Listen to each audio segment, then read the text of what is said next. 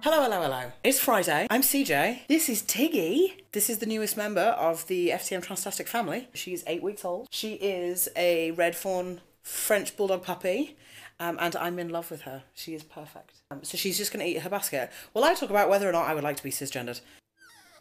Yeah, that's how I feel. Because the thing is I feel like people always kind of going like, oh, if you're trans, then really what you want in life is to be cisgendered. And I don't know how true that is. I don't know how I feel about that. Because I don't know what that feels like. Particularly because I see myself in like the non-binary place.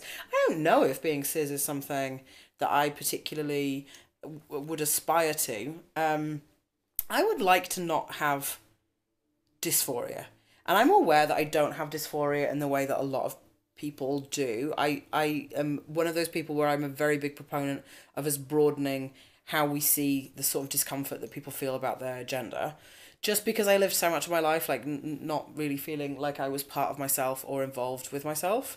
And I would like to have a relationship with my body where I feel kind of comfortable in my own skin. Okay, we're just going to hold this little wiggle bud.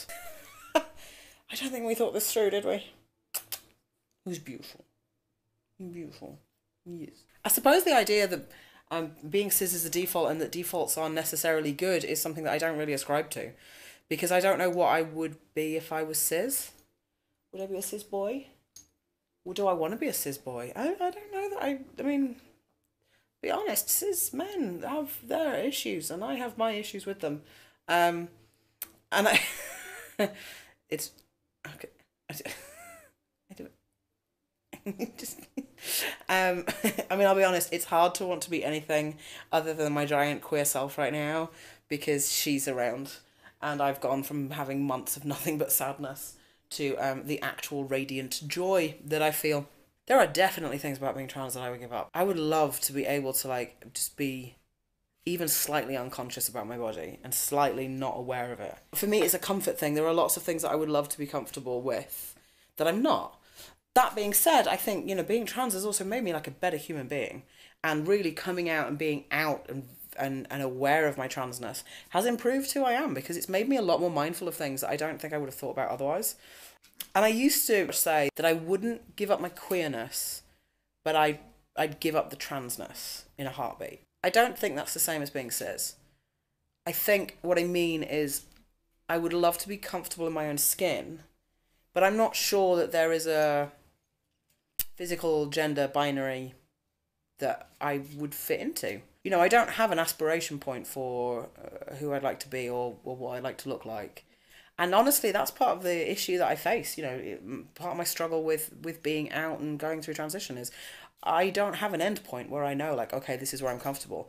I just have a lot of questions. Do I want to be cis, though? Like, I love that every time I've said that question, Tiggy's just had a bit of a shout at something, which it's like she knows. Also, there's an age thing of these days I only want to aspire to be something that I know I can be, you know.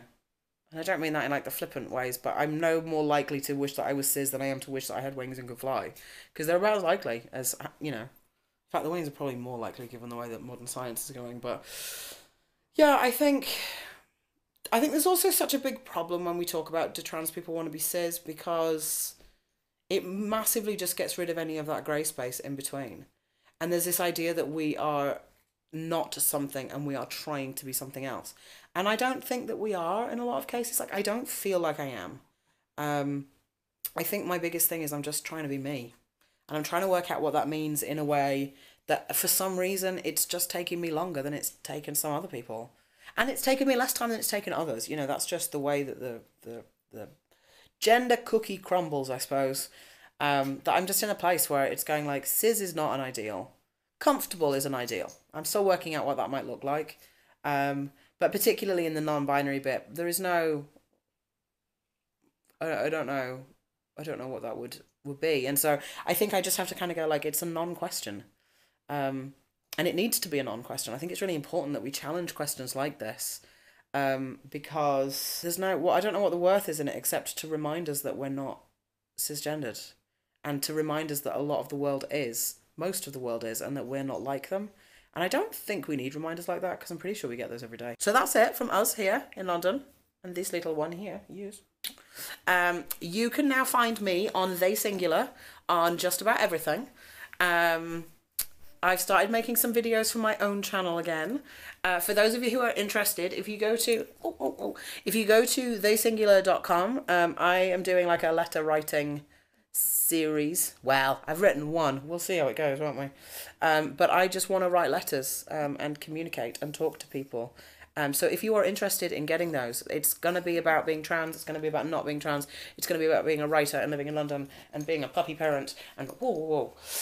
So yeah, if you would be interested in getting those in your inbox on Sundays, feel free to sign up and you'll get your first one on Sunday, where I think we all know what I'm going to be talking about. Yes, it's you. It's you. And I will talk to you next week. And so will she.